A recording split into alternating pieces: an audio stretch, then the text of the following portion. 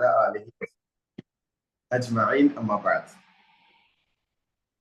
أرسله بالهدى ودين الحق ليظهره على الدين كله ولو كره المشركون اللهم صل على محمد وعلى آل محمد كما صليت على إبراهيم وعلى آل إبراهيم إنك حميد مجيد اللهم بارك على محمد وعلى آل محمد كما باركت على إبراهيم وعلى آل إبراهيم إنك حميد مجيد أما بعد ربنا هب لنا من أزواجنا وذرياتنا قرة أعين واجعلنا للمتقين إماما. സ്നേഹമുള്ള സഹോദരന്മാരെ സഹോദരിമാരെ, വളരെ പ്രസക്തമായ ഒരു വിഷയത്തെ സംബന്ധിച്ച് ഒരല്പസമയം ചില ധാരണകൾ നമുക്ക് നൽകുക എന്ന ഒരു ഉദ്ദേശത്തോടു കൂടിയാണ് നിങ്ങളുടെ മുമ്പിൽ ഇങ്ങനെ ഒരു പ്ലാറ്റ്ഫോമിൽ നിൽക്കുന്നത്. അപ്പോ ഇതില് ഉമ്മമാരുണ്ട്. ഉമ്മമാരുള്ള ആളുകൾക്ക് ഒന്ന് മദേഴ്സ് ആണെങ്കിൽ എം ടൈപ്പ് ചെയ്യാൻ പറ്റും. എം എത്ര ആളുകളുടെ കണക്ക് കിട്ടാനാണ്. അതുപോലെ ഫാദേഴ്സ് ആദ്യം ഉമ്മമാർ എത്രയാണ്? M type.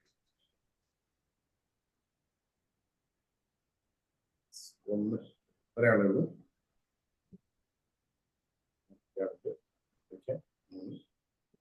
4 5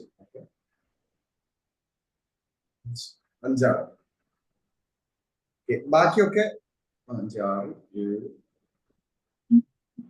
8 ഒരു പകുതി ഉണ്ടാവില്ല അല്ലെ?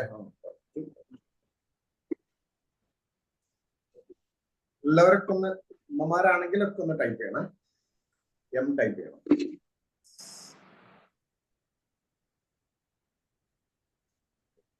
ഏകദേശം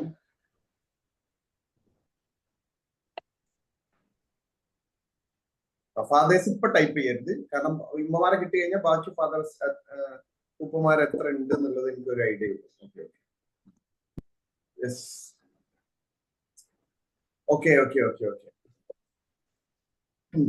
അപ്പോ ഒരു ഏകദേശം പകുതിയോളം വരുന്ന 40 ആളുകൾ 10-20ഓളം ആളുകൾ ഉമ്മമാരുണ്ട്, ബാക്കി ഉപ്പമാരോളെന്ന് ഞാൻ മനസ്സിലാക്കണം. ഏതായിരുന്നാലും നമ്മള് പിന്നെ ഒരു ഇസ്ലാമിക് പാരന്റിങ് എന്നുള്ളത് സത്യം പറഞ്ഞു കഴിഞ്ഞാൽ ഈ പാരന്റിങ് എന്നുള്ള വേർഡ്സ് കടന്നു വരുന്നത് നമുക്കറിയാം. അത് ഈ പുതിയ കാലഘട്ടത്തിലാണ് ഏറ്റവും കൂടുതൽ യൂസ് ചെയ്ത് തുടങ്ങിയത്. പാരന്റിങ് ശരിക്ക് പിന്നെ എന്ന് തുടങ്ങിയെന്ന് ചോദിച്ചു കഴിഞ്ഞാൽ ആധുനിക ലോകത്ത് അല്ലെങ്കിൽ പിന്നെ ഒരു ഇസ്ലാമികമല്ലാത്ത രൂപത്തിൽ പറയുകയാണെങ്കിൽ പാരന്റിങ് എന്നുള്ള വേർഡ്സ് കേട്ടു തുടങ്ങിയത് അല്ലെങ്കിൽ അത് ഉപയോഗിച്ചു തുടങ്ങിയത് 1960-70 കാലം മുതൽ ഒരു 90 വരെയുള്ള കാലഘട്ടത്തിൽ അമേരിക്കയിൽ വെസ്റ്റേൺ കൺട്രീസിൽ നടന്നിട്ടുള്ള ഒരു ലൈംഗിക വിപ്ലവം നടന്നു. അതിന്റെ ഫലമായി ആരുമായിട്ടും അവിടെ വിവാഹങ്ങൾക്കോ കുടുംബങ്ങൾക്കോ ഒന്നും പ്രസക്തി ഇല്ലാതെ കടന്നുപോയ കാലഘട്ടത്തിൽ പിന്നീട് എന്ത് സംഭവിച്ചു? അതിന്റെ ഫലമായി അത്തരം കുത്തഴിഞ്ഞ ലൈംഗിക ജീവിതത്തിന്റെ ഫലമായി ഉണ്ടായിട്ടുള്ള മക്കളെ എങ്ങനെ വളർത്തണം എന്നത് അവരൊരു പ്ലാൻ ചെയ്തു. അവരെ ബോർഡിങ്ങുകളിലും അതുപോലെ തന്നെ അങ്ങനെയുള്ള ചൈൽഡ് കെയർ യൂണിറ്റുകളിലൊക്കെ പറഞ്ഞയച്ചിട്ട് അവർക്ക് എല്ലാവിധ ഫെസിലിറ്റി കൊടുത്ത് വളർത്തി. അവർക്ക് പ്രത്യേക ഡോക്ടേഴ്സിനെ വെച്ചു. അവരുടെ ശാരീരികമായ കാര്യങ്ങൾ ചെക്കപ്പ് ചെയ്യാനുള്ള സൗകര്യങ്ങളും സംവിധാനങ്ങളും ഒക്കെ കൊടുത്തു. അങ്ങനെ ആ ഒരു തലമുറ 60-70കളിലുള്ള തലമുറ ഒരു 90 ആയപ്പോഴേക്കും ഒരു നാടിന്റെ പൗരന്മാരായിട്ട് രൂപപ്പെട്ടു. അവര് ആ ഒരു സമൂഹത്തിൽ നടന്ന ഒരു പഠനം നടന്നു. അതായത് ആ കുട്ടികൾ, അതായത് കുടുംബത്തിന്റെ വ്യവസ്ഥിതി ഇല്ലാതെ വളർന്ന ആ കുട്ടികൾ, മാതാപിതാക്കളുടെ സംരക്ഷണങ്ങളിൽ ഇല്ലാതെ വളർന്ന കുട്ടികൾ, അവര് സമൂഹത്തിന് ഉപകാരപ്പെടുന്ന ആളുകൾ, അവർ ഐക്യു ലെവലൊക്കെ അല്ലെങ്കിൽ ബുദ്ധിപരമായിട്ടൊക്കെ പല നിലക്കും ഓക്കെ ആയിരിക്കാം, പക്ഷെ വൈകാരികമായിട്ടൊരു സമൂഹത്തോട് ഒത്തു ജീവിക്കാൻ പറ്റാത്ത ആളുകളാണെന്ന്, അവർക്ക് അവരുടെ ഇമോഷനും വൈകാരികമായ അവസ്ഥകൾ കൺട്രോൾ ചെയ്യാനും ഒരു ഉപകാരപ്രദമായ രൂപത്തിൽ ഒരു സമൂഹത്തിന് വേണ്ടിയിട്ട് പ്രവർത്തിക്കാനും കഴിയാതെ ഒരു സെൽഫിഷോടുകൂടി ജീവിക്കുന്ന ഒരു തലമുറയെ അതിന്റെ പ്രത്യാഘാതങ്ങൾ അവർ അനുഭവിച്ചപ്പോ ഞാൻ ചുരുക്കി പറയുന്നത് അവിടെ വലിയ പഠനങ്ങൾ നടന്നു. കുടുംബത്തിന്റെ പ്രസക്തി എന്ത് എന്നുള്ളത് അവിടെ അവർ തിരിച്ചറിഞ്ഞു. അങ്ങനെയാണ് പാരന്റിങ് എന്നുള്ള ഒരു ശാസ്ത്ര ശാഖ തന്നെ അവർ പഠിച്ചു വലിയ പഠനങ്ങളൊക്കെ നടത്തിയിട്ട് 500 കണക്കിന് പുസ്തകങ്ങളൊക്കെ രചിച്ചിട്ട് ആ പുസ്തകങ്ങളിൽ നിന്നൊക്കെ അവർ സമൂഹത്തെ അതിന്റെ ഒരു സൈക്കോളജിയുടെ ഭാഗമായിട്ട് പാരന്റിങ് സൈക്കോളജി പഠിപ്പിക്കാൻ തുടങ്ങി. ഫാമിലി, കുടുംബത്തിന്റെ പ്രാധാന്യം പഠിപ്പിക്കാൻ തുടങ്ങി. കുടുംബം ഉണ്ടാകുമ്പോഴേ ആ കുടുംബത്തിലൂടെ വളർന്ന കുട്ടികൾക്ക് മാതാപിതാക്കളുടെ തന്നെ സംരക്ഷണത്തിലൂടെ വളർന്നെങ്കിൽ മാത്രമേ മക്കൾക്ക് അതിന്റെ ഗുണമുള്ളൂ എന്ന് അവർ തിരിച്ചറിയുന്നു. അതല്ലാതെ മക്കളെ വളർത്താൻ വേറെ ഏതെങ്കിലും കേന്ദ്രങ്ങളോ ഗാർഡിയൻസുകളോ ഇതൊന്നും ഉള്ളതുകൊണ്ട് കാര്യമില്ല. അത് അച്ഛനമ്മമാരായിരിക്കണം എന്ന തലത്തിലേക്ക് അവർ എത്തുകയൊക്കെ ചെയ്തു. അങ്ങനെയാണ് പാരന്റിങ് പഠനങ്ങൾ നടക്കുകയും പുതിയ ശാഖകളൊക്കെ രൂപപ്പെടുന്നത്. പക്ഷെ നമ്മൾ കേൾക്കുന്ന, അപ്പൊ അവര് അതിനെക്കുറിച്ച് വലിയ പഠനങ്ങൾ നടത്തിയിട്ട് പാരന്റിങ് എന്ന് പറഞ്ഞു കഴിഞ്ഞാൽ സ്റ്റാർട്ട് ചെയ്യുന്നത് ഗർഭാവസ്ഥയിൽ വെച്ച് തുടങ്ങുന്നു പാരന്റിങ് എന്നുള്ളത് പറഞ്ഞു. എന്നിട്ട് അവിടെ കുട്ടിക്ക് കേട്ട് തുടങ്ങുന്ന സമയത്ത് പാരന്റിങ് ഗർഭാവസ്ഥയിൽ തന്നെ 24 ആഴ്ച ആകുമ്പോൾ കുട്ടി കേൾവി തുടങ്ങുന്നു. അപ്പൊ കുട്ടിയെ അമ്മ കേൾക്കുന്ന കുട്ടി കേൾക്കും. അപ്പൊ കുട്ടിക്ക് നല്ലത് കേൾപ്പിക്കണം എന്നൊക്കെ പറഞ്ഞിട്ടുള്ള പഠനങ്ങളും ശേഷമുള്ള കുട്ടിയുടെ ബർത്തിന് ശേഷം, ജനനത്തിന് ശേഷം കുട്ടിയുടെ ആ അവസ്ഥകളും ഇതൊക്കെ പഠിച്ച് ഓരോ ഭാഗങ്ങളിലൂടെ ചർച്ചകൾ പോകും. ഈ ചർച്ചകളിൽ നിന്നൊക്കെ ഉരുത്തിരിഞ്ഞിട്ടുള്ള ആ ചർച്ചകളിലുള്ള പുസ്തകങ്ങളെല്ലാം കൂടി ഞെക്കി പിഴിഞ്ഞ് എടുത്തു കഴിഞ്ഞാൽ അതിൽ നിന്ന് നമുക്ക് കിട്ടുന്ന ഒരു കാര്യം, അള്ളാഹുവിന്റെ റസൂൽ സല്ലല്ലാഹു അലൈഹി വസല്ലമയുടെ ഏതെങ്കിലും ഒരു കുട്ടിയെ വളർത്തേണ്ട ഒരു ഇസ്ലാമികമായ മര്യാദകൾ ഉൾക്കൊള്ളുന്ന ഒരു രക്ഷിതാവിന് ഓരോ രക്ഷിതാവും മനസ്സിലാക്കിയിരിക്കേണ്ട ഏതെങ്കിലും പറഞ്ഞൊരു ഹദീസ് ആയിരിക്കാം അവരാ പറഞ്ഞ 500 പേജിന്റെ മൊത്തം സാരം ഖുർആന്റെ വചനവും പ്രവാചകന്റെ ഒരു വചനവും ആയിരിക്കും അതിൽ നിന്ന് ഉരുതിരിഞ്ഞു വരിക. ഇവിടെ നമ്മൾ പാരന്റിങ് മനസ്സിലാക്കുന്നത് ആദം നബി അലൈഹി സ്വലാത്തു വസ്സലാം മുതൽ മക്കളായിട്ട് കുടുംബമായിട്ട് അള്ളാഹു മനുഷ്യനെ സൃഷ്ടിച്ചത് മുതൽ മക്കളെ വളർത്തുക എന്ന് പറയുന്നത്, മക്കൾ എന്ന് പറയുന്നത്, കുടുംബം എന്ന് പറയുന്നത് അതൊരു സമൂഹത്തിന്റെ നിലനിൽപ്പിന് ആവശ്യമാണെന്നും ജീവിതത്തിന്റെ ലക്ഷ്യവും കുടുംബ സംവിധാനവും മക്കൾക്ക് വേണ്ടിയിട്ടുള്ള പ്രാർത്ഥനയും പ്രതീക്ഷയും അത് ഈ ലോകം മാത്രമല്ല പരലോകബന്ധിതമായ കാര്യമാണ്. അതിനെന്ത് ചെയ്യണമെന്ന് കൃത്യമായ പ്ലാൻ ഇസ്ലാം ശരിക്കും വരച്ചു തന്നിട്ടുണ്ട്. ആ ഒരു പ്ലാനിങ്ങിലൂടെ അല്ലാതെ ആരൊക്കെ മക്കളുമായിട്ട് ഇടപഴകുന്നുണ്ട്, അത് ഇസ്ലാം പഠിപ്പിക്കുന്നതിന്റെ അപ്പുറത്തേക്ക് അവനവന്റെ ആ ഇസ്ലാമികമായ പാഠങ്ങൾ ഉൾക്കൊള്ളാതെ ആരൊക്കെ മക്കളെ പോറ്റുന്നുണ്ടോ അത് അവനവന്റെ ഇമോഷൻ വെച്ചിട്ടായിരിക്കും. അതിൻ്റെതായ ഫലം ആ മാതാപിതാക്കൾ മക്കളിൽ നിന്ന് അനുഭവിക്കേണ്ടി വരും. ഇവിടെ ഞാൻ ശരിക്കും പോയിന്റ് ഔട്ട് ചെയ്യുന്നത് എന്താന്ന് ചോദിച്ചു കഴിഞ്ഞാൽ, അല്ലാഹു സുബ്ഹാനഹു വ തആല വിശുദ്ധ ഖുർആനിലൂടെ പറഞ്ഞൊരു കാര്യമുണ്ട്, ഇന്നമൽ അംവാലു വൽ ഔലാദു ഫിത്ന. മക്കളും സന്താനങ്ങളും സമ്പത്തും സന്താനങ്ങളും ഒക്കെ ഫിത്നയാണ്, പരീക്ഷണമാണ്. അപ്പൊ സമ്പത്തും സന്താനങ്ങളും പരീക്ഷണമാണെന്ന് പറയുമ്പോൾ എന്താ പരീക്ഷണം? അപ്പൊ പറയും ആ പരീക്ഷണം തന്നെയല്ലേ, നമ്മൾ വീട്ടിൽ പോയൊക്കെ കാണാൻ പറ്റുമല്ലോ പരീക്ഷണം എന്താന്നുള്ളത്. ആ പരീക്ഷണം എന്നുള്ളതിൽ ഒരു സംശയമില്ല. കാരണം എന്താ, ഒരു മകൻ ആ വഴിക്ക് പോകുന്നു, ഇങ്ങോട്ട് വിളിക്കുമ്പോ അങ്ങോട്ട് പോകുന്നു, വേറെ ഇതിലെ പോകുന്നു, ഇതൊക്കെ പാടെ കൺട്രോൾ ചെയ്യാൻ പറ്റും, ആകെ കച്ചറയാണ് വീട്ടിൽ, ഇത് പരീക്ഷണം തന്നെയല്ലേ എന്ന് പറയും. ശരിക്കും എന്താ പരീക്ഷണം? ഈ മക്കളെ പോറ്റി വളർത്തുക എന്ന് പറയുന്നത് എത്ര വയസ്സ് വരെ, ടീനേജ് വരെ കുട്ടികളെ വളർത്തുക എന്ന് പറയുന്നത് ഓരോ മാതാപിതാവിനും ഏൽപ്പിച്ചിട്ടുള്ള ഒരു മസ്ഊലിയത്താണ്, ഉത്തരവാദിത്തമാണ്. അതൊരു പരീക്ഷണമാണ്. ആ ഉത്തരവാദിത്തം കുട്ടിക്ക് ചോറ് വാങ്ങി കൊടുക്കുക, അല്ലെങ്കിൽ കുട്ടിക്ക് ഭക്ഷണം കൊടുക്കുക, അല്ലെങ്കിൽ കുട്ടിക്ക് വസ്ത്രം കൊടുക്കുക, കുട്ടിക്ക് പണം കൊടുക്കുക, കുട്ടിന്റെ ആവശ്യങ്ങൾ ഫിസിക്കൽ നീഡ്സുകളൊക്കെ നിർവഹിച്ചു കൊടുക്കുക എന്നതിലല്ല എന്ത് ചെയ്യുന്നത്, ആ പരീക്ഷണം ഒതുങ്ങി നിൽക്കുന്നത്. മറിച്ച് കുട്ടിയുടെ മാനസികാവസ്ഥകളെ മനസ്സിലാക്കിയിട്ട് കുട്ടി ഏറ്റവും നല്ല സ്വഭാവത്തിന്റെ ഉടമയായി പോറ്റി വളർത്തുക. അതിനെന്താ ചെയ്യേണ്ടത്? അതിന് ഒരു കുട്ടിക്ക് ഇസ്ലാമികമായ ഒരു സംസ്കാരം എന്ന് പറയുന്നത് കുട്ടിന്റെ മാനസിക തലത്തെ ഉദ്ധരിക്കാനും അല്ലെങ്കിൽ കുട്ടിയുടെ മൂല്യബോധങ്ങളെ ആ പ്രായത്തിൽ കൊടുക്കാനും പറ്റിയ രൂപത്തിൽ കുട്ടികൾക്ക് ഗൈഡൻസ് കൊടുക്കുക എന്നുള്ളതാണ്. ഞാനിപ്പോ ഇതുവരെ പറഞ്ഞ കാര്യങ്ങൾ മനസ്സിലായ ആൾക്കാരെ നോക്കിയടിക്കും. കാരണം ഞാൻ അങ്ങനെ പറഞ്ഞിട്ടുണ്ടാവും, അത് ഓൺലൈനാണ്, അതുകൊണ്ട് പല നിലക്കും അശ്രദ്ധമായി നിങ്ങൾ കേൾക്കുന്നുണ്ടോ ഇല്ലെന്നൊന്നും എനിക്കറിയില്ല. അതുകൊണ്ടാണ് എനിക്ക് പറയുമ്പോൾ ഞാൻ പറഞ്ഞ കാര്യങ്ങൾ ഓക്കെ അല്ലേ, ഞാൻ ഇതുവരെ പറഞ്ഞ കാര്യങ്ങൾ മനസ്സിലായിട്ടുണ്ടല്ലോ, ഓക്കെ. അപ്പൊ അതുകൊണ്ട് എന്റെ പ്രിയപ്പെട്ട ഉപ്പമാരെ മനുഷ്യന്റെ മക്കൾ, ലോകത്ത് ഏറ്റവും കൂടുതൽ ബാല്യമുള്ള ജീവി എന്ന് പറഞ്ഞു കഴിഞ്ഞാൽ ആരാണ്? മനുഷ്യ മക്കളാണ്. ബാല്യം മറ്റുള്ള ജന്തുക്കൾക്കൊക്കെ വളരെ കുറഞ്ഞ ബാല്യമേ ഉള്ളൂ. അത് ഏതുവരെ? സസ്തനി 6000-ഓളം വരുന്ന സസ്തനികൾ ലോകത്തുണ്ട്, മുലയൂട്ടി വളർത്തുന്ന ജീവികൾ. അവർ അവരുടെ മക്കളെ വളർത്തുന്നത് ഒരു പാല് കുടിക്കുന്ന സമയം മാത്രമേ ഉള്ളൂ. അവിടെ വളർത്തലില്ല, പഠിപ്പിച്ചു കൊടുക്കലില്ല. മറിച്ച് എന്തേ ഉള്ളൂ, ഓൾറെഡി അള്ള കൊടുത്ത പാഠവും ആ ബുദ്ധി ഒരു 60-70% ബുദ്ധി വളർച്ചയോട് കൂടിയാണ് പശുവും മാടും അതുപോലെ തന്നെ മുയലും ഇങ്ങനെയുള്ള ഈ പറയപ്പെട്ടതൊക്കെ ജനിക്കുന്നത്. അതിന്റെ ഫിത്രത്ത് അള്ള കൊടുത്തിട്ടുണ്ട്. റബ്ബുനല്ലദീ അഅതാ കുല്ല ശൈഇൻ ഖൽഖഹു സുമ്മ ഹദാ. വളരെ കൃത്യമാണ് കാര്യം. അതിനാരും പഠിപ്പിക്കേണ്ട. അത് ജനനം അവസാനം വരെ അതിന് വേണ്ട കാര്യങ്ങൾ അതിൽ സ്വയം നിക്ഷിപ്തമാണ്. അതിന്റെ നേച്ചർ ഉണ്ട്, ഓരോന്നിനും ഒരു നേച്ചർ ഉണ്ട്. അതുകൊണ്ട് ആ നേച്ചറിലാണ് എത്ര കാലം കഴിഞ്ഞാൽ അങ്ങനെ തന്നെ പോകുള്ളൂ. അതുകൊണ്ട് ജീവികൾക്കിടയിൽ പ്രത്യേകിച്ച് നിയമത്തിന്റെ ആവശ്യമില്ല, ഓൾറെഡി ഡിഫോൾട്ടാണ്, അത് ഉള്ളിലുണ്ട്. അതുകൊണ്ട് നിങ്ങൾ എവിടെയും കേട്ടുന്നോ, കാട്ടിലോ ജീവികൾക്കിടയിലോ കച്ചറ, കൊലപാതകങ്ങൾ, ആക്രമണങ്ങൾ, അരാജകത്വങ്ങൾ നിങ്ങൾ എവിടെയും കേട്ടുന്നോ? ഒന്നുമില്ല. അത് ആദിനബിന്റെ കാലഘട്ടത്തിൽ ഉണ്ടായിരുന്ന കാക്കയും ഇന്ന് നമ്മൾ കാണുന്ന കാക്കയൊക്കെ ഒരേ പ്രകൃതം തന്നെയാണ്. അന്നുണ്ടാക്കി അതേ കൂടെ തന്നെയാണ് ആ കാക്കകളും താവഴിയുണ്ട്. അതൊന്നും കണ്ടു പഠിക്കുന്നതോ കേട്ട് പഠിക്കുന്നതായ കാര്യങ്ങളൊന്നും എന്തില്ല, പിന്നെ അതിലില്ല. എല്ലാം എന്താണ്, എല്ലാ കാര്യങ്ങളും അതിന്റെ പ്രകൃതിയിൽ നിലീനമായിട്ടുള്ള നിക്ഷിപ്തമായത് വെച്ചിട്ട് അതങ്ങനെ ജനിച്ച് അതിന്റെ ജൈവിക ചക്രം കടന്നു പോകുന്നു. പക്ഷെ മനുഷ്യൻ അങ്ങനെയല്ല. മനുഷ്യൻ എന്ന് പറഞ്ഞാൽ മനുഷ്യൻ ജനിക്കുന്നത് തന്നെ അവന്റെ ബുദ്ധി എന്ന് പറയുന്നത് ആകെ തലച്ചോറ് 330-40 ഗ്രാമേ തലച്ചോറും തൂക്കുള്ളൂ. ജനിക്കുമ്പോ ഒന്നും പഠിക്കാതെയാണ് മനുഷ്യൻ ജനിക്കുന്നത്. പിന്നീട് ഓരോന്നും പഠിച്ചെടുക്കുകയാണ്. തലച്ചോറ് ഏറ്റവും അധികം തലച്ചോറ് വളർച്ചയാണ് മനുഷ്യന്റെ സ്വഭാവത്തിനും മനുഷ്യൻ കാണുന്നതും കേൾക്കുന്നതൊക്കെ ഈ ഒരു ബ്രെയിനിന്റെ സ്കില്ലുടൻ ആ തലച്ചോറിനകത്തേക്ക് ഒന്ന് മ്യൂട്ട് ചെയ്യണേ. തലച്ചോറിനകത്തേക്ക് കണ്ടും കേട്ടും, മൈദീൻ കുട്ടി ഒന്ന് മ്യൂട്ട് ചെയ്യണേ.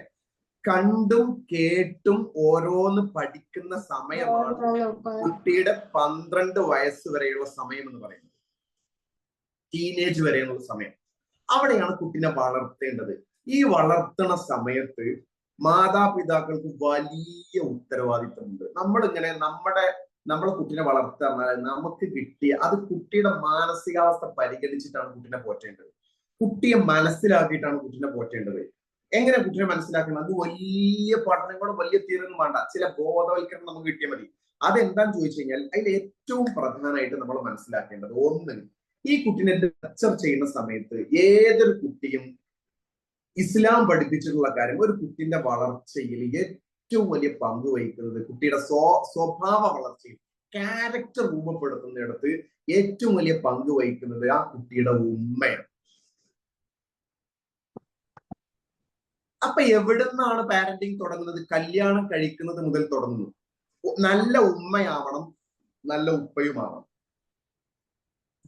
നല്ല ഉമ്മ നല്ല ഉപ്പ എന്ന് പറഞ്ഞാൽ എന്താ? ദീൻ ഉണ്ടാവുമ്പോഴുള്ള ഗുണം എന്താ? അവനവന്റെ സ്വഭാവത്തെ ദീൻ കൊണ്ട് കൺട്രോൾ ചെയ്യാൻ പറ്റും. അതാണ് ദീൻ എന്ന് പറഞ്ഞാൽ. 5 നേരം നിസ്കരിച്ച് എന്നുള്ളത് കൊണ്ട് സ്വഭാവം ഉണ്ടായിക്കൊള്ളുന്നുണ്ടാവില്ല. ആ നമസ്കാരം സ്വഭാവത്തെ രൂപപ്പെടുത്താൻ പറ്റും നമസ്കാരം കൊണ്ട്. അതെങ്ങനെയാണ്? അത് അള്ളാഹുമായിട്ടുള്ള ആ ഒരു ബന്ധം സ്ഥാപിക്കുന്നതിലൂടെ അവനവന്റെ ഇമോഷൻസിനെ കൺട്രോൾ ചെയ്യാൻ ഒരു ഉമ്മക്ക് ഉപ്പാക്കും പറ്റും. അതുകൊണ്ട് ദീനുള്ള ഉമ്മ, ആ ഉമ്മക്ക് ഒരു കുട്ടി ജനിച്ചു കഴിഞ്ഞാൽ ആ കുട്ടി ഗർഭത്തിലാവുന്ന സമയത്ത് തന്നെ കുട്ടിയുടെ സ്വഭാവം ഏറ്റവും ബെറ്റർ ആയിട്ട് മാറാനുള്ള വഴി ഉമ്മയിലൂടെ കിട്ടുന്നുണ്ടെന്ന്. എന്താ? 24ാമത്തെ ആഴ്ച മുതൽ കുട്ടി കേൾക്കുന്നുണ്ട്, ഉമ്മ കേൾക്കുന്നതൊക്കെ. ദീനുള്ള ഉമ്മയാണെങ്കിൽ ഉമ്മ നല്ലതേ കേൾക്കുള്ളൂ. ഉമ്മയുടെ ഇമോഷൻ, വൈകാരിക തലം ഏറ്റവും കാം ആൻഡ് ക്വയറ്റ് ആകണം. ദീനുള്ള ഉമ്മ മാത്രമായിട്ട് കാര്യമില്ല, അവിടെ ആ ഉമ്മാന്റെ ഭർത്താവ്, ആ കുട്ടിയുടെ ഉപ്പയും കൂടി അവിടെ ഉണ്ടെങ്കിൽ, ആ ഉപ്പ കൂടി ദീനുണ്ടെങ്കിലാണ് ഉമ്മാന്റെ മാനസികാവസ്ഥ കൂടി റെഡി ആവുള്ളൂ. അപ്പൊ ഭാര്യയും ഭർത്താവും ദീനുണ്ടായിരിക്കണം. ഭാര്യയ്ക്കും ഭർത്താവിനും ദീനില്ലെങ്കിൽ കുട്ടി ഗർഭത്തിലായിരിക്കുന്ന സമയത്ത് ഭർത്താവ് തന്റെ വൃത്തികേടുകൾ പറയാ, ചീത്ത പറയാ, വഴക്കിട, ഉമ്മയുടെ മാനസികാവസ്ഥയെ പരിഗണിക്കാത്ത, കുട്ടി ഇങ്ങനെ തന്റെ കുഞ്ഞ് ഗർഭത്തിൽ വളർന്നുകൊണ്ടിരിക്കുന്നു എന്ന് അറിയാത്ത പിതാവിന്റെ ഇമോഷൻ ആർക്ക് കൊടുക്കും? ഉമ്മാക്കും. ഉമ്മ അതുകൊണ്ട് പ്രയാസവും ബുദ്ധിമുട്ടും അതുകൊണ്ട് വഴക്കും കേട്ട് കഴിഞ്ഞാൽ ഇതെല്ലാം ആരെ എഫക്ട് ചെയ്യും? ഈ കുട്ടി എഫക്ട് ചെയ്യും. കാരണം കുട്ടി ഇത് കേട്ടുകൊണ്ടിരിക്കുന്നുണ്ട്. പിന്നെ അത് മാത്രമല്ല, വീട്ടിനകത്ത് ഉപ്പാക്കോ ഉമ്മാക്കോ ഒന്നും ദീനില്ലെങ്കിൽ വീട്ടിനകത്ത് ഈ കുട്ടി ഗർഭിണിയായിരിക്കുന്ന സമയത്ത് എല്ലാ റോക്ക് മ്യൂസിക്കും തോന്നിയാസങ്ങളും അതും ഇതും സിനിമ നായാട്ടും ഫോണും ഇതൊക്കെ ഉപയോഗിച്ചിട്ട് എന്തൊക്കെ ഉമ്മയുടെ മാനസിക തലത്തിലൂടെ കടന്നു പോകുന്നു, അതെല്ലാം കുട്ടിയുടെ ജീനില് അല്ലെങ്കിൽ കുട്ടിയുടെ ബ്രെയിനിലേക്ക് അത് കണക്ഷൻ ഉണ്ട്. കാരണം കുട്ടിക്ക് 24ാമത്തെ ആഴ്ച മുതൽ കേട്ടു തുടങ്ങുന്നുണ്ട്. പിന്നെ ജനിച്ചു കഴിഞ്ഞതിന് ശേഷവും ഉമ്മയുടെ സ്റ്റേബിൾ ആയിട്ടുള്ള മൈൻഡ്, ഉമ്മയുടെ കൺട്രോളിങ്, ഉമ്മയുടെ മാനസികാവസ്ഥ അത് കുട്ടിയെ ബാധിക്കുന്നുണ്ട്. ഉമ്മയുടെ ശരീരത്തിലെ നല്ല ഹോർമോണുകളുടെ സംക്രമണങ്ങൾ അത് കുട്ടിയിലേക്ക് മുലപ്പാലിലൂടെ എത്തുന്നുണ്ട്. അത് മാത്രമല്ല, ഇസ്ലാമിക പാരന്റിങ് എന്ന് പറയുമ്പോൾ ഇസ്ലാം പഠിപ്പിച്ചതുപോലെയുള്ള നല്ല ഇസ്ലാം എന്ന് പറഞ്ഞു കഴിഞ്ഞാൽ റസൂലിനെ കുറിച്ച് പറഞ്ഞത് സ്വഭാവമാണ് ഇസ്ലാമിന്റെ ഏറ്റവും ബെറ്റർ. നമ്മുടെ ഏറ്റവും നല്ല സ്വഭാവത്തിന്റെ അതിന്റെ കസ്റ്റമർ, ആ സ്വഭാവം കിട്ടേണ്ട ആളുകൾ ആരാ? നമ്മുടെ മക്കളാണ്. ഈ കുട്ടി ജനിച്ചു കഴിഞ്ഞാൽ ഗർഭത്തിലായിരിക്കുമ്പോൾ ഇങ്ങനെയൊക്കെ പോകുന്നത് അത് ശ്രദ്ധിക്കേണ്ട കാര്യം. ഈ പ്രസവിച്ചു കഴിഞ്ഞാൽ ഈ കുട്ടിയോടുള്ള പെരുമാറ്റത്തിൽ ഒരു കുട്ടി ജനിക്കുന്നത് 2 ദാഹങ്ങളുമായിട്ടാണ്. Recognition ഹങ്കറും touching ഹങ്കറും. അംഗീകരിക്കാനും പരിഗണിക്കാനുമുള്ള കുട്ടിയുടെ അങ്ങേയറ്റത്തെ ദാഹത്തോടു കൂടിയ ഓരോ കുട്ടിയും ജനിക്കുന്നത്. ഇതൊക്കെ വിശദമായി പറയേണ്ടത് ഞാൻ ജസ്റ്റ് ഇങ്ങനെ പറഞ്ഞു പോവാം. പിന്നെ ഉള്ളത് കുട്ടിയുടെ ജനനത്തിന് അതിനുശേഷം കുട്ടിയുടെ കൂടെയുള്ളത് ടച്ചിങ് ആണ്. കുട്ടിക്ക് നല്ല സ്പർശനം ഉമ്മയിൽ നിന്ന് കിട്ടിയിരിക്കണം. ഇത് രണ്ടും സ്പർശനം കുറെ കഴിയുമ്പോൾ താരതമ്യേന കുറച്ചൊക്കെ കുറഞ്ഞാലും അത്ര പ്രശ്നമില്ലെങ്കിലും അംഗീകാരത്തിന്റെ തോത് കൂടി കൂടി കൂടി കൂടി വരികയാണ്. ഒരു കുട്ടി ഉണ്ടായി കഴിഞ്ഞാൽ റബ്ബനാ ഹബലനാ മിൻ അസ്വാജിനാ വദുർരിയാതിനാ ഖുറത അയ്യുൻ നമ്മൾ പ്രാർത്ഥിക്കും. കൺകുളിർമ കുട്ടികൾ സ്വാഭാവികമായും കുല്ലു മൗലൂദിൻ യൂലദു അലൽ ഫിത്ര, എല്ലാ കുട്ടികളും ശുദ്ധ പ്രകൃതിയിലാണ് ജനിക്കുന്നത്. ഈ ശുദ്ധ പ്രകൃതിയിൽ ജനിക്കുന്ന കുട്ടിയെ അവരുടെ മാതാപിതാക്കളാണ് ജൂതൻ ക്രിസ്ത്യാനികളും മജൂസികളും ആക്കുന്നതെന്ന് അള്ളാന്റെ റസൂൽ പറഞ്ഞു. ആ ശുദ്ധ പ്രകൃതിക്ക് കോട്ടം തട്ടുന്ന കമ്മ്യൂണിക്കേഷൻ,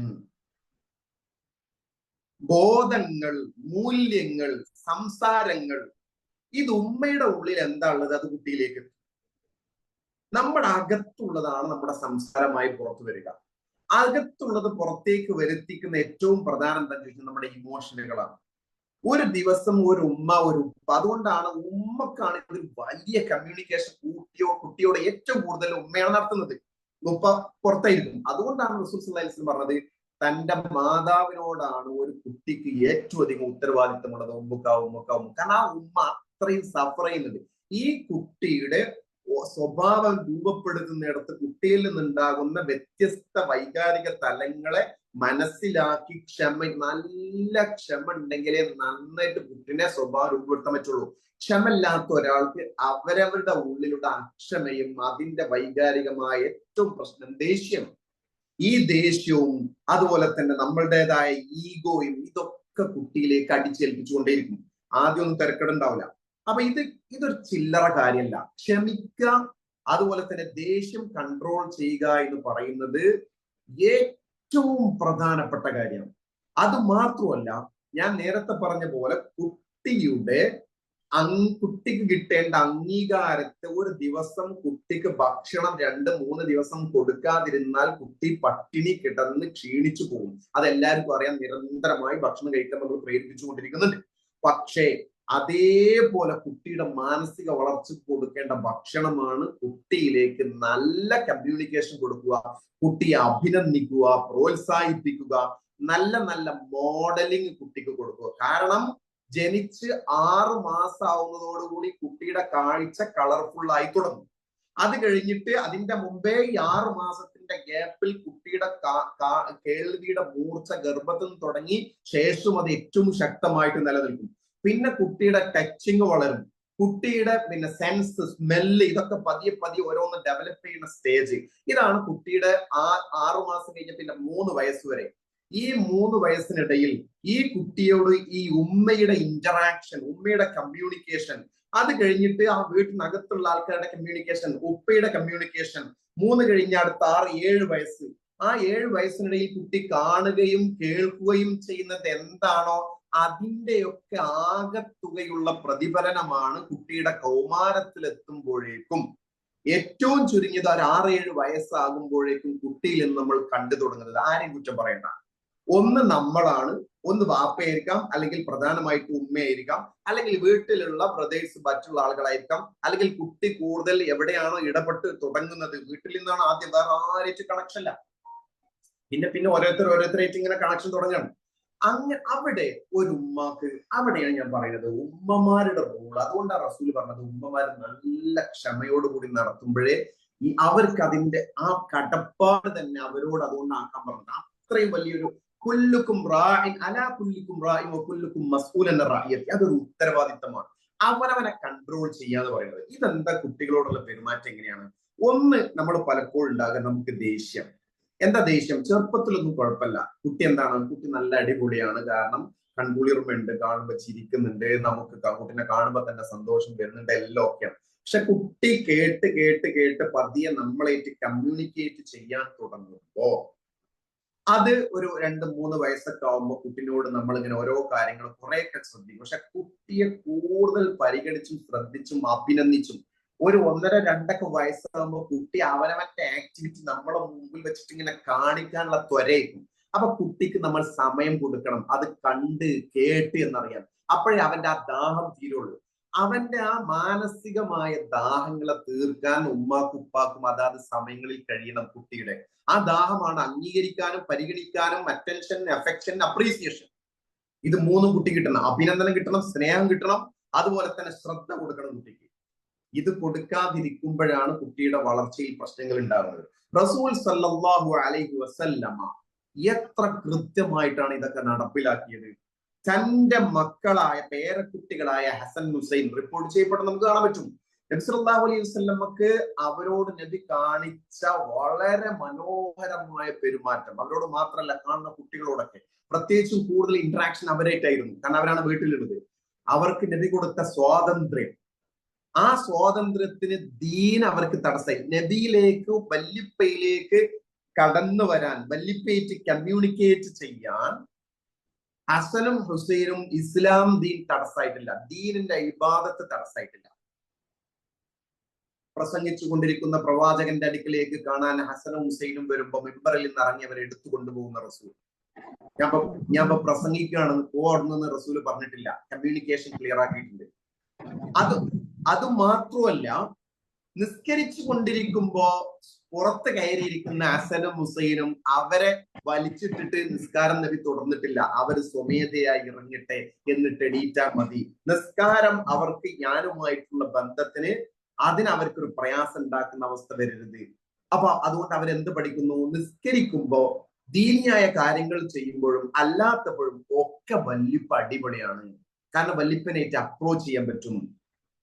ദീന് ആ അപ്രോച്ചിങ്ങിന് ഒരു തടസ്സമല്ല.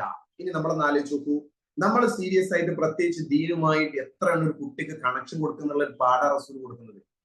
നബി ഓരോന്ന് കാണിച്ചു കൊടുക്കുന്നു, നബി അവരുടെ കൂടെ കളിക്കുന്നു, സമയം ചെലവഴിക്കുന്നു. ഇത്രയും തിരക്കുള്ള റസൂൽ കുട്ടികളുടെ കൂടെ സമയം ചെലവഴിക്കുന്നു. ഒന്നു എടുക്കുമ്പോൾ പോലും വായിലേക്ക് കൊപ്പിളിച്ചിട്ട് ആ വെള്ളം കൊണ്ട് ഇങ്ങനെ അങ്ങോട്ടും ഇങ്ങോട്ടും തുപ്പി കളിക്കുന്നു കുട്ടികളുടെ കൂടെ. അവരുടെ ഇമോഷൻസ് പങ്കുവെക്കാൻ അവസരം കൊടുക്കുന്നു, അവരെ കേൾക്കുന്നു. ഇതിലും വലിയൊരു പാരന്റിങ് എവിടുന്നാണ്?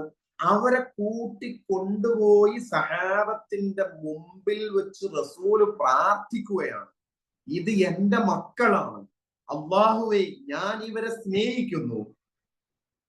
സഹാബികളോട് പറയുന്നു, നിങ്ങളും ഇവരെ സ്നേഹിക്കണം. അല്ലാഹുവേ ഇവർക്ക് നീ ബർക്കത്ത് നൽകണമേ, അനുഗ്രഹം നൽകണമേ, അവരെ ചേർത്ത് പിടിക്കണം. അതിനേക്കാൾ വലിയൊരു അംഗീകാരം, അപ്രീസിയേഷനും ആളുകളുടെ മുമ്പിൽ വെച്ച് ആ സ്നേഹം എടുത്തു പറയുന്ന റസൂൽ. ആ റസൂൽ സല്ലല്ലാഹു അലൈഹി വസല്ലമ തന്നെ സ്നേഹം ഉത്തരവാദിത്തമാണ്, സ്നേഹം കൊടുക്കേണ്ടത്. പക്ഷേ സ്നേഹം ഒരിക്കലും കുട്ടിയെ വളർത്തുന്നതിൽ തിന്മ തടയുന്നതിന് തടസ്സമാവരുത്. കുട്ടിക്കൊരു സന്ദേശം കൊടുക്കുക, പാടില്ലാത്തതാണ് എന്ന സന്ദേശം കൊടുക്കുന്നതിന് സ്നേഹം തടസ്സമാവരുത്. അതേതാ? റഹ്മത്തുണ്ട്, കുട്ടികൾക്ക് കൊടുക്കണം. മവദ്ദത്തുണ്ട്, റഉഫത്ത്, ഇതൊക്കെ കുട്ടികൾക്ക് കൊടുക്കണം. റഹ്മത്ത് എന്ന് പറഞ്ഞാൽ എന്താണ്? റഹ്മത്ത് എന്ന് പറഞ്ഞാൽ കുട്ടിയുടെ ഫ്യൂച്ചറിനെ നോക്കിയിട്ടാണ് ഓരോ കാര്യങ്ങൾ കുട്ടിക്ക് വകവെച്ചു കൊടുക്കേണ്ടത്.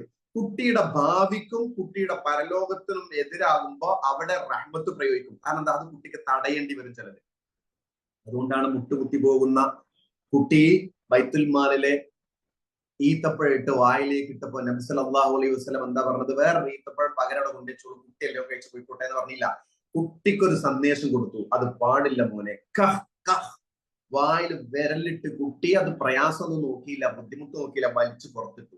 അവിടെ ഒരു മെസ്സേജ് ആയിരുന്നു, ലവ് ആൻഡ് ലിമിറ്റ് സിങ്ക്രണൈസ് ചെയ്യുന്നു. അതായത് സ്നേഹവും അതുപോലെ തന്നെ ലിമിറ്റേഷനും. എന്താണ് ലിമിറ്റ് ചെയ്യേണ്ടത്, അത് പാരന്റ്സിന് ബോധ്യം ഉണ്ടായിരിക്കണം. കുട്ടിക്ക് എന്തൊക്കെ പാടുണ്ട് പാടില്ല, ഇത് ഗൈഡ് ചെയ്യാനാണ്. കുട്ടിയുടെ അറിവില്ലായ്മ കുട്ടിക്ക് ഉണ്ടാവും, എന്തും ആഗ്രഹിക്കും. ചില ആഗ്രഹങ്ങൾ കുട്ടികൾക്ക് തടസ്സമായിരിക്കും. ചിലത് കുട്ടികൾക്ക് കൊടുക്കേണ്ടത് കുട്ടിക്ക് ആവശ്യമുണ്ടാവില്ല. അന്ന് വിചാരിച്ചിട്ട് ഇത് കൊടുക്കാതിരിക്കരുത്. കുട്ടിക്ക് ഡോക്ടർ പറയുന്ന ഇഞ്ചക്ഷൻ കൊടുക്കണം, എന്നിട്ട് കുട്ടിക്ക് അത് വേദനയാണ്, കുട്ടി പറയും വേണ്ട എന്ന് വിചാരിച്ചിട്ട് ഒരു പാരന്റ് എന്റെ കുട്ടിക്ക് ഇഞ്ചക്ഷൻ വേണ്ട എന്ന് പറഞ്ഞാൽ കുട്ടിയോടുള്ള ഗുണമാണോ ദോഷമാണോ? ഭൗതികമായി നോക്ക് ദോഷമാണ്. ഇതേപോലെ കുട്ടിയുടെ ധാർമ്മിക മൂല്യത്തിന് തടസ്സമാകുന്ന സ്വഭാവം കുട്ടിയിൽ കണ്ടാൽ അതിനെ കൃത്യമായിട്ട് ലിമിറ്റ് ചെയ്യാൻ പാരന്റിന് കഴിയണം. അതൊരിക്കലും എന്തല്ല, കുട്ടിയോടുള്ള ഈർഷ്യതയും വെറുപ്പല്ല. അത് കുട്ടിക്ക് അങ്ങനെ തോന്നരുത്. ഇവിടെ നമ്മൾ എന്താ ചെയ്യല്? ഇനി നമ്മളൊന്ന് ആലോചിച്ചു. നമ്മൾ പൊതുവെ ചെയ്യലെന്ന് വെച്ചാൽ അവനവന്റെ ഇമോഷൻ വെച്ചിട്ടാണ് കുട്ടിനോട് പെരുമാറുന്നത്. കുട്ടി ഒരു കുറച്ചൊക്കെ വളർന്ന് വലുതായി കുറെ കഴിയുമ്പോ കുട്ടി ഓരോ കാര്യങ്ങൾ നമ്മൾ ലിമിറ്റ് ചെയ്യാൻ തുടങ്ങും. എന്താണ് നമുക്കുള്ള ലിമിറ്റേഷൻ? അത് വേണ്ട, ഇത് വേണ്ട. കുട്ടിക്ക് ലിമിറ്റ് ചെയ്യുന്നത് കുട്ടിക്ക് സ്വാതന്ത്ര്യം കൊടുത്തിട്ടായിരിക്കണം. ആ ലിമിറ്റേഷൻ കുട്ടിയുടെ ഗുണവും ദോഷവും നോക്കിയിട്ടായിരിക്കണം. ഈ ഗുണവും ദോഷവും നോക്കാതെ ഇന്റെ സ്വാതന്ത്ര്യം, ഇന്റെ ആഗ്രഹം, അവനവന്റെ ഇഷ്ടം, ഇത് കുട്ടിയുടെ മേൽ നിങ്ങൾ അടിച്ചേൽപ്പിക്കരുത്. നിങ്ങൾ ഈഗോ പ്രവർത്തിക്കേണ്ട കുട്ടിയുടെ, എന്റെ ഉമ്മമാരോട് ഞാൻ പ്രത്യേകിച്ച് പറയാണ്, നിങ്ങളുടെ ഈഗോ കുട്ടിയുടെ മേൽ എന്റെ കുട്ടിയല്ലേ, ഞാൻ പറഞ്ഞ കേൾക്കണം. അവർ ചിലപ്പോ കേൾക്കാതിരിക്കാം, പക്ഷെ അവർക്ക് ചോയ്സ് കൊടുക്കണം. അവൾ ഇന്ന് ഇഷ്ടപ്പെട്ട, അവർക്ക് അനുവദിക്കപ്പെട്ട കാര്യങ്ങളിൽ ചോയ്സ് കുട്ടികൾക്ക് കൊടുക്കണം. അത് ഇസ്ലാം തന്നെ നമുക്ക് അനുവദിച്ചു തന്നതാണ്. നിങ്ങൾക്ക് അനുവദിക്കപ്പെട്ടതിൽ ചോയ്സ് ഉണ്ട്, ഏതും എളുപ്പമുള്ളത് സ്വീകരിക്കാം. അപ്പൊ കുട്ടിയുടെ എളുപ്പം തീരുമാനിക്കുന്നത് കുട്ടിയാണ്, നമ്മളല്ല. ഇവിടെ നമ്മൾ പറയണം അത് ഇടണ്ട, ഇതിടണം, അങ്ങനെ പോണ്ട, ഇങ്ങോട്ട് പോണ്ട. ഇത് നമ്മൾ ഇങ്ങനെയുള്ള പാരന്റിങ് അവനവന്റെ ഈഗോ വെച്ച്. പിന്നെയോ നന്മയും തിന്മയും നമ്മളുടെ മാനസികാവസ്ഥ വെച്ച് തീരുമാനിക്കാം. ഒരു സമയത്ത് കുട്ടിക്ക് എന്തോ ഒരു വൃത്തികെട്ട സംഗതി ഫോണിലൂടെ കാണാൻ, വൃത്തികെട്ടാൽ എന്തെങ്കിലും സിനിമയോ ആവശ്യമുള്ളതോ എന്തോ ആയിരിക്കും. ഒരു സമയത്ത് സ്ട്രിക്റ്റ് ആയിട്ട് പറയുന്നത് കാണരുത്, പാടില്ല. അപ്പൊ എന്താണ്, ഭയങ്കര ചൂടാവുന്നു. എന്നിട്ട് ചെയ്യും. കുറച്ച് കഴിഞ്ഞ് നമ്മൾ ഹാപ്പി ആവുമ്പോ കുറച്ചേരം കണ്ടോ എന്ന് പറഞ്ഞാൽ അതല്ല പാരന്റ്. നോ എന്നും നോ ആണ്. അത് ഒരു ദിവസം രാവിലെ നോ യെസ് ആവുന്നു, പിറ്റത്തെ ദിവസം നോ ആവുന്നു, മാറ്റാൻ പാടില്ല. ഇസ്ലാമികമായ കാര്യങ്ങൾ വെച്ചിട്ടാണ് അവിടെ നോ പറയുന്നത്. പിന്നെ ഭൗതികമായ കാര്യങ്ങൾക്ക് നമുക്ക് കുട്ടിയുടെ അവസ്ഥക്കനുസരിച്ചാണ് അത് ഫ്യൂച്ചറിൽ കുട്ടിക്ക് ദോഷം ചെയ്യണം അല്ലോ നമ്മളെ തീരുമാനിക്കുന്നത്. കാരണം കുട്ടിക്ക് അത് തീരുമാനിക്കാനുള്ള പ്രായമായിട്ടില്ല. അപ്പൊ അതുകൊണ്ട് തന്നെ ആദ്യത്തെ 3 വയസ്സ് എന്ന് പറയുന്നത് കുട്ടി കണ്ടുവരികയാണ്. ആ കാഴ്ചയിൽ നമ്മളെയാണ് കുട്ടി കാണുന്നത്. നമ്മുടെ ബോഡി ലാംഗ്വേജ് കുട്ടി കാണുന്നു, നമ്മുടെ കമ്മ്യൂണിക്കേഷൻ എങ്ങനെയാണ് കുട്ടി കാണുന്നു. നമ്മളെ കുട്ടിക്ക് ഒരാളോടും റെസ്പെക്ട് ഇല്ലെങ്കിൽ, നമ്മളെ കുട്ടി ഒരാളുമായിട്ടും കമ്മ്യൂണിക്കേറ്റ് ചെയ്യുന്നില്ല, ഒരാളോട് കൈയെടുത്ത് സംസാരിക്കുന്നില്ല, ഒരാളെ കാണുമ്പോൾ മുഖത്തേക്ക് നോക്കുന്നില്ല, സ്കൂളിൽ പോയി കഴിഞ്ഞാൽ ടീച്ചേഴ്സിനെ റെസ്പെക്ട് ചെയ്യുന്നില്ല, ഒരു വിരുന്നുകാർ വന്നു കഴിഞ്ഞാൽ വിരുന്നുകാരായിട്ട് സംസാരിക്കുന്നില്ല. ഉത്തരവാദി കുട്ടിയാണോ നിങ്ങളാണോ? നിങ്ങളാണ്, നമ്മളാണ്. കാരണം എന്താ? നമ്മൾ ഇത് കുട്ടിക്ക് കാണിച്ചു കൊടുത്തിട്ടില്ല. കുട്ടി കണ്ടു വളരും. നമ്മൾ കാണിച്ചു കൊടുക്കുന്നത് കുട്ടി ചെയ്യും, നമ്മൾ പറയുന്നത് കുട്ടി പറയും. അങ്ങനെ ഒരു പ്രത്യേക ഇംപ്രിന്റിങ് സ്റ്റേജ് കുട്ടിക്ക് അള്ള കൊടുത്തിട്ടുണ്ട്. ഇത് കണ്ട് പഠിക്കാൻ വേണ്ടിയിട്ട്. അവിടെ നമ്മളെ കണ്ട് കുട്ടി പഠിച്ചു. അല്ലെങ്കിൽ നമ്മളെ കുട്ടിക്ക് പഠിക്കേണ്ടത് എങ്ങനെയെന്ന് കാണിച്ചു കൊടുത്തിട്ടില്ല. ഒരാളെ ബഹുമാനിക്കേണ്ടത് എങ്ങനെയെന്ന് നമ്മൾ കാണിച്ചു കൊടുത്തില്ല. കാരണം നമ്മൾ തന്നെ ഭാര്യയും ഭർത്താവും ബഹുമാനിക്കാറില്ല. ഭാര്യക്ക് ഭർത്താവിന്റെ ബഹുമാനമല്ല, ഭർത്താവിന് ഭാര്യയും ബഹുമാനമില്ല. ഇനി മനസ്സിലുണ്ടെങ്കിലും അത് പ്രകടിപ്പിക്കാറില്ല. പ്രകടിപ്പിച്ച് കുട്ടി കാണണം എങ്ങനെ ഒരാളോട് പെരുമാറണം. ഇത് വേറെ എവിടൊന്നും പഠിപ്പിക്കൂല. ഇത് വേറെ ബഹുമാനം പഠിപ്പിക്കാൻ വേണ്ടി വേറെ കോഴ്സൊന്നും ചേരില്ല. അത് നമ്മൾ പഠിപ്പിച്ചു കൊടുക്കും.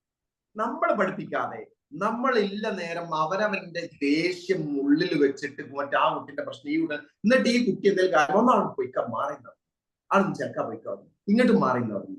എല്ലാം നെഗറ്റീവുകൾ കൊടുക്കാൻ. നോ നോ നോ നോ, അത് പറ്റൂല, അത് പറ്റൂല, ഇത് പറ്റൂല, അങ്ങോട്ട് മാറി, ഇങ്ങോട്ട് മാറി നിൽക്കുക, ഇവിടെ തൊള്ളം കാട്ടി നിൽക്കല്ലേ. നമ്മുടെ വാക്കുകൾ ഇങ്ങനെ ശരം പോലെ നെഗറ്റിവിറ്റി കിട്ടുക. കുട്ടിനെ അംഗീകരിക്കുന്ന ഒരു വാക്കുകൾ, അവൻ ചെയ്തതിനെ എപ്പോഴെങ്കിലും കൊല്ലത്തിലൊരിക്കലോ മാസത്തിലൊരിക്കലോ അടിപൊളിയായിട്ട് പറഞ്ഞിട്ട് കാര്യമില്ല. ഭക്ഷണം പോലെ പ്രധാനമാണ് ഓരോ ദിവസവും കുട്ടിക്ക് പോസിറ്റീവ് കമ്മ്യൂണിക്കേഷൻ. നിങ്ങളൊന്ന് ആലോചിച്ച് നോക്കി, നമ്മുടെ കുട്ടിക്ക് നമ്മൾ കൊടുത്തിട്ടുണ്ടോ? കുട്ടിക്ക് ആത്മവിശ്വാസം നമ്മൾ കൊടുത്തിട്ടുണ്ടോ? നമ്മളെടുത്തുനിന്ന് അല്ലെങ്കിൽ വേറെ അടുത്തുനിന്ന് കുട്ടി കിട്ടേണ്ടത് ഇതൊന്നും കിട്ടാതെ കുട്ടി അനക്കത് പറ്റൂല, ഈ ചെയ്യണ്ട, അങ്ങോട്ട് മാറിയിരുന്ന, അങ്ങനെ കുട്ടിന്റെ ആത്മവിശ്വാസം തകർത്ത് കുട്ടിക്ക് ഒരു മോഡലിംഗ് റോൾ മോഡൽ ആവേണ്ട നമ്മളിൽ നിന്നൊരു മോഡൽ കിട്ടിയിട്ടില്ല.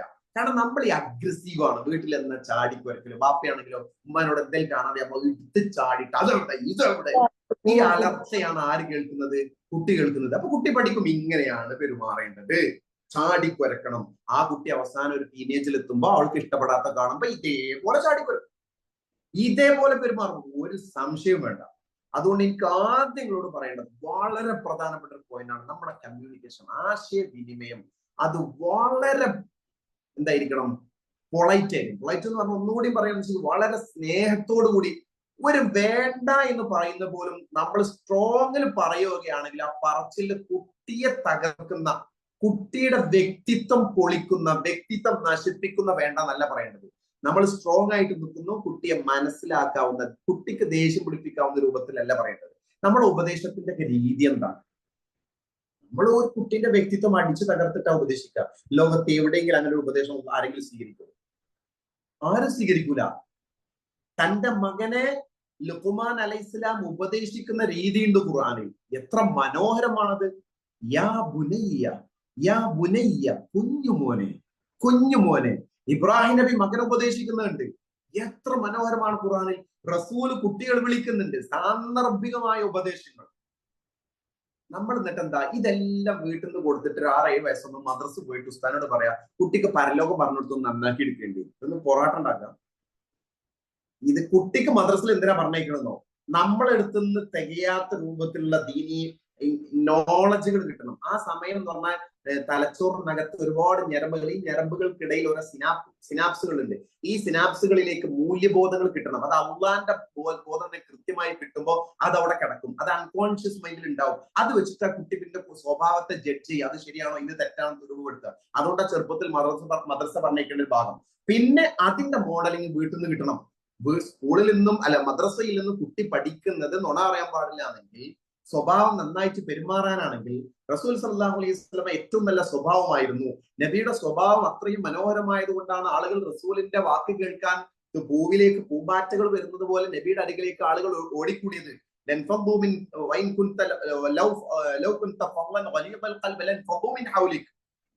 പരുഷമുള്ള ഹൃദയം, നമ്മുടെ സംസാരം ഇങ്ങനെ ഇടുത്തൊടിക്കുന്ന രൂപത്തിലുള്ള എന്താ പറയാ വിമർശിക്കുന്ന, കുറ്റപ്പെടുത്തുന്ന ഇത് നബിയിൽ നിന്നുണ്ടായിട്ടില്ല. അതാവാത്തത് കൊണ്ടാണ്, സ്നേഹത്തോടു കൂടിയുള്ള സംസാരം ആയതുകൊണ്ടാണ് ആളുകൾ നബിയിലേക്ക് ആകർഷിക്കപ്പെട്ടത്. അവിടെയാണ് നബി പറഞ്ഞത് ആളുകൾ കേൾക്കാൻ തയ്യാറായത്. നമ്മൾ പറയുന്നത് കുട്ടികൾ കേൾക്കാൻ തയ്യാറാവണമെങ്കിൽ നമ്മുടെ വാക്കുകൾ, നമ്മുടെ ഹൃദയം പരുഷമാവരുത്. ഹൃദയം പരിശുദ്ധമാവുന്നത് എങ്ങനെയാണ്? നമ്മുടെ ഈഗോ പിശാച് വർക്ക് ചെയ്യിപ്പിക്കും. എന്താ ഞാൻ പറഞ്ഞ കേൾക്കാത്തത്? കുട്ടികളാണ്, തെറ്റുകൾ സംഭവിച്ചേക്കാം, ചിലതൊക്കെ നമ്മൾ ഒഴിവാക്കേണ്ടി വരും. പക്ഷെ കുട്ടികളോട് മാന്യമായി പെരുമാറുക, നല്ല രൂപത്തിൽ. അവർക്ക് ദേഷ്യം വരുമ്പോൾ ഉപദേശിക്കാൻ നിൽക്കണ്ട. അവരുടെ ദേഷ്യം കാമാൻ പയറ്റാവുന്ന സമയത്ത് നമുക്ക് മാന്യമായി ഉപദേശിക്കാം. ഇനി അതുമല്ല, ഉപദേശങ്ങൾ സാന്ദർഭികമായി ഉപയോഗപ്പെടുത്താം. സന്ദർഭം നോക്കിയിട്ട് കുട്ടിയെ ഉപദേശിക്കാം. നബി സല്ലല്ലാഹു അലൈഹി വസല്ലം അങ്ങനെയാണ് ചെയ്തത്. യാ ഗുലാം സമ്മില്ല വഖുൽ ബിയമീനിക വഖുൽ മിമ്മാ യലീക, പിന്നെ വഖുൽ ബിയമീനിക വഖുൽ മിമ്മാ യലീക, നീ നിന്റെ ഭാഗത്തു നിന്ന് കഴിക്കൂ, വലത് കൈ കൊണ്ട് കഴിക്കൂ, ബിസ്മി ചൊല്ലൂ. സന്ദർഭം നോക്കി ഉപദേശിച്ചു. അതായിരുന്നു റസൂലിന്റെ ഉപദേശങ്ങൾ. ഇങ്ങനെ സന്ദർഭങ്ങൾ, ദീനിയായ കാര്യങ്ങൾ, സാന്ദർഭികമായ അവസ്ഥകൾ നമ്മൾ ഉപയോഗപ്പെടുത്തുക.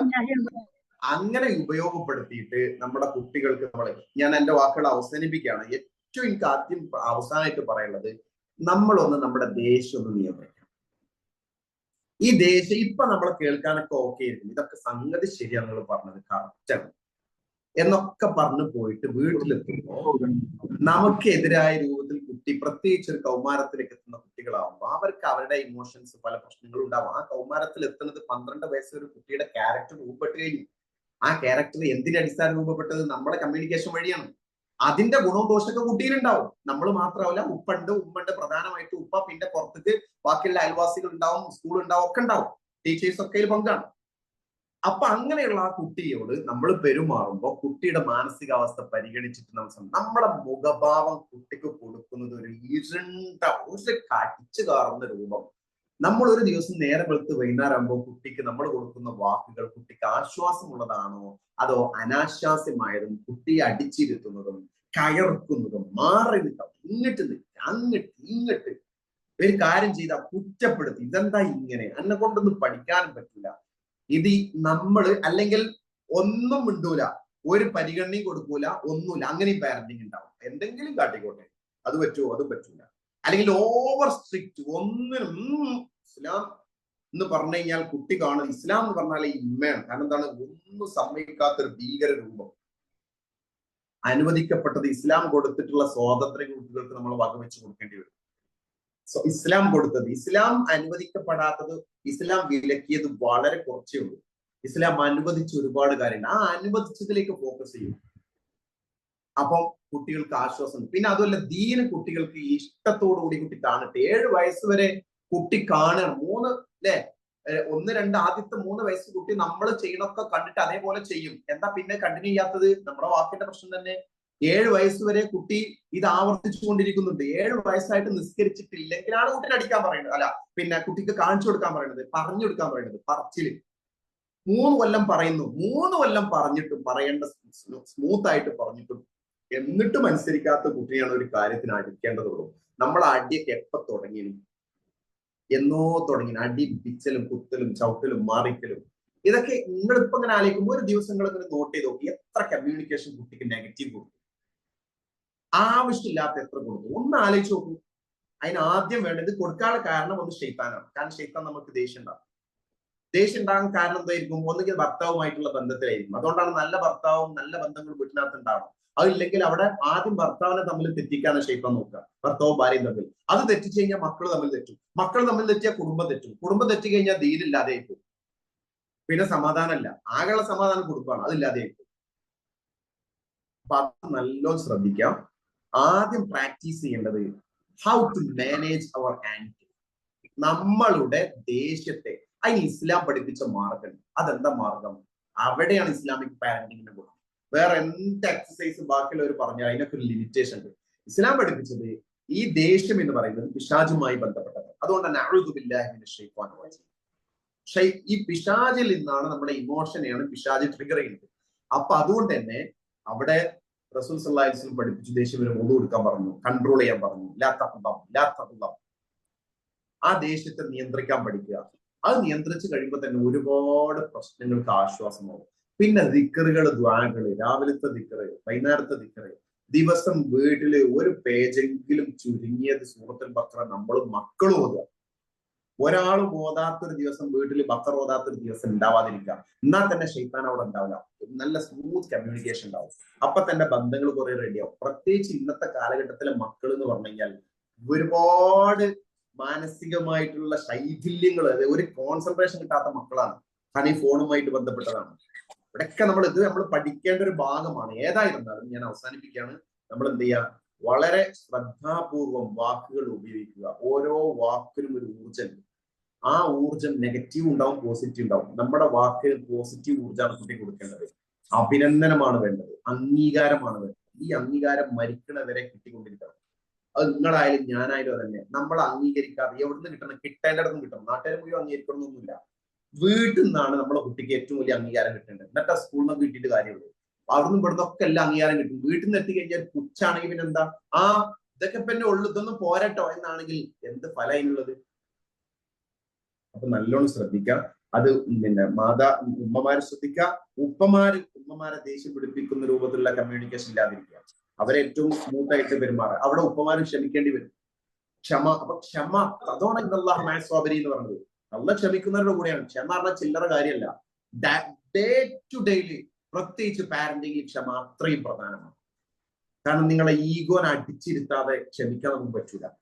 അതിന് പടച്ചവനായിട്ടുള്ള ഒരു ബന്ധം ഉണ്ടാക്കിയെടുക്കുമ്പോൾ അപ്പോഴേ അതിനുള്ള സാധ്യമാണ്. അല്ലാഹു സുബ്ഹാനഹു വ തആല അങ്ങനെയുള്ള നല്ലൊരു പാരന്റിംഗ് നയിക്കാൻ നമുക്കൊക്കെ തൗഫീഖ് പ്രദാനം ചെയ്യുമാറാവട്ടെ. വാഹിറു ദഅവാന അൽഹംദുലില്ലാഹി റബ്ബിൽ ആലമീൻ. അസ്സലാമു അലൈക്കും വറഹ്മത്തുള്ളാഹി വബറകാതുഹു. എന്തെങ്കിലും ക്വസ്റ്റ്യൻ ഉണ്ടെങ്കിൽ നിങ്ങൾക്ക് ചോദിക്കാൻ ബന്ധപ്പെട്ട ഇതിലുണ്ടെങ്കിൽ ചോദിക്കാം, അല്ലെങ്കിൽ നമുക്ക് അവസാനിപ്പിക്കാം.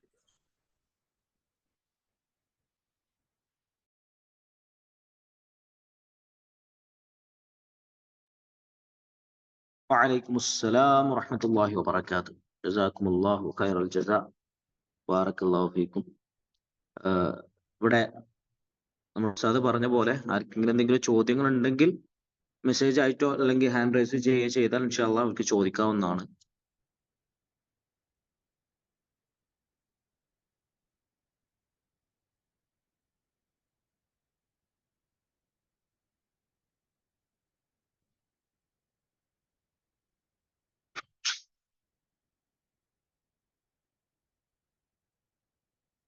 ഓക്കെ,